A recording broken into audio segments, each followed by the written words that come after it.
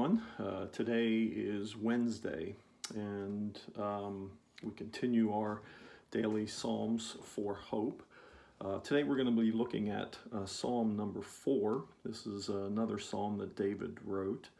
And so if you want to get out your Bibles, we'll look at this here. It says, he writes, "Answer me when I call, O God of my righteousness. You have given me relief when I was in distress. Be gracious to me and hear my prayer. O men, how long shall my honor be turned into shame? How long will you love vain words and seek after lies? But know that the Lord has set apart the godly for himself. The Lord hears when I call to him. Be angry and do not sin. Ponder in your own hearts, on your beds, and be silent. Offer right sacrifices and put your trust in the Lord. There are many who say, who will show us some good? Lift up the light of your face upon us, O Lord.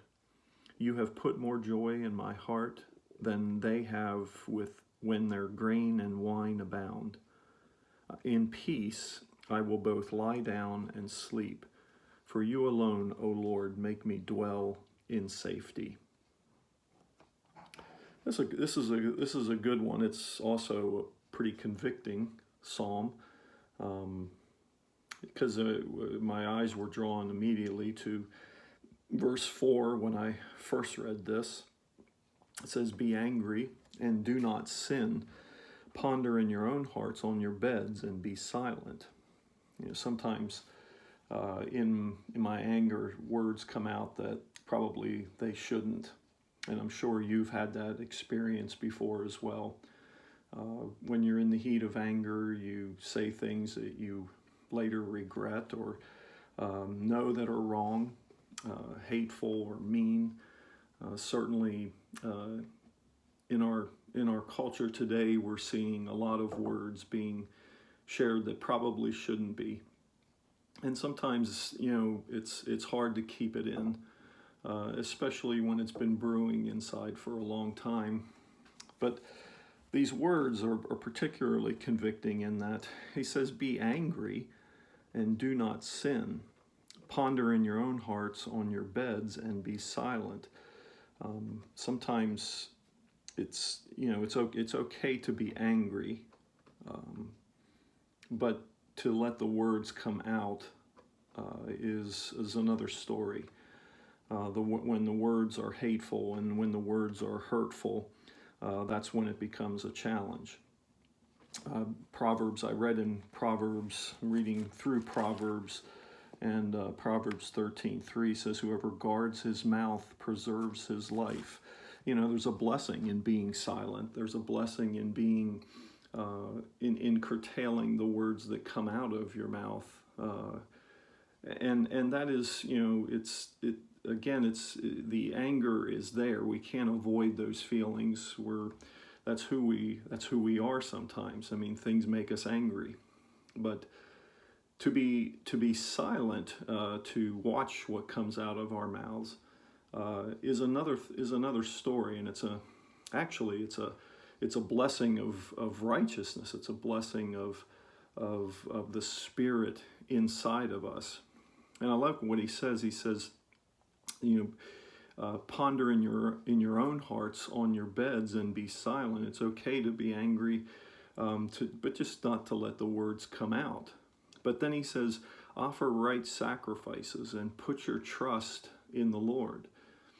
That's where we curtail what comes out of our mouths. It's not us who do it, because in our own strength and in our own sinfulness, the words will come out. But when we're close to God and when we're in communion with Him, the Spirit cautions us. The Spirit sort of puts that thought in our hearts quickly, that what you're about to say, don't say it. And we need to heed that. But our trust is in the Lord. Our trust is in the Lord, that He is a forgiving God. and that Christ came and died on the cross for a reason. And it's for things like this, because anger does make its way out of our mouths. But we are forgiven, and we can trust in him. And we can get back on the horse and try again if we fall. And so it's a good word for today. I like at the end, he says, "In peace I will both lie down and sleep. For you alone, O Lord, make me dwell in safety." That is where, David found his refuge when words came out and hurt him. And sometimes, that is where we find our refuge when words hurt us or our words hurt others. And we can always go to the cross and be forgiven. And so may that be a convicting word in some ways, but also a comforting word, because we are forgiven. And you can ask for forgiveness when those words come out when they shouldn't.